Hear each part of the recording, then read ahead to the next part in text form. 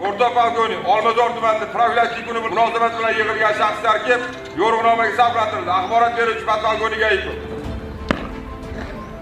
Salom o'rtoqlar. Erkin. Bugun mana navbatdagi payshanba profilaktika kunini o'tkazish uchun hammamiz yo'riqnomaga saflandik. Bu profilaktika kunida asosiy e'tiborni biz jinoyatni oldini olish, huquqbuzarliklarni oldiga olishga qaratishimiz kerak.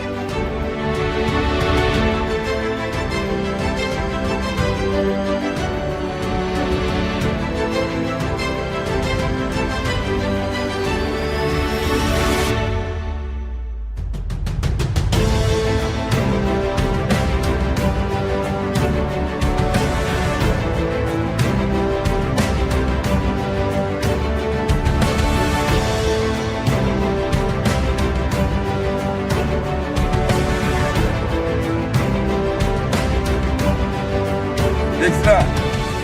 Rostlar, Olmazor tumani ichki ishlar boshqarmasi boshlig'i nomidan buyuraman. Olmazor tumanida payshanba profilaktika kuniga tadbirga kirishilsin. Tadbir vaqtida jinoyatchilikni oldi olinsin. Fuqarolar bilan muomalada bo'linsin. Har bir holat, har bir o'zgarish bo'yicha navbatchilik qismiga va rahbariyatga axborot berib borilsin.